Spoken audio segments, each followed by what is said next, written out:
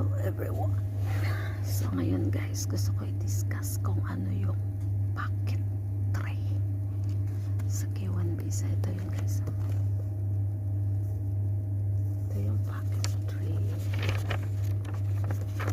Papadala to ng US consulate sa iyo pag nag-is ready ka na. Saka ito yung laman. Instruction siya kung paano mo i-process yung medical mo at saka yung mga documents na kailangan. So kailangan mo siyang i-download at saka may 10 pages siya guys.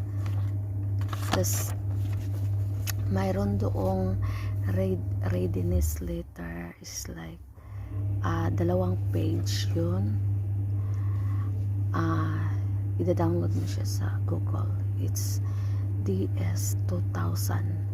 Ang DS2000 guys, pipirmahan mo yon, ilagay mo yung case number mo doon at saka yung isa yung checklist, i-check mo yon, yung every box noon, i-check mo yon kung yun bang documents na nasa sayo ay kompleto na ba, at saka pagkatapos kung okay ka na, kompleto ka na, isi-send mo yun sa kanila, pabalik sa US Consulate. Tapos maghintay ka ng email kasi pag na-receive nila yun, mag-i-email sila sa iyo. Sasabihin nila na mag-proceed ka na sa case mo at saka mag-book ka na ng appointment mo for medical and interview.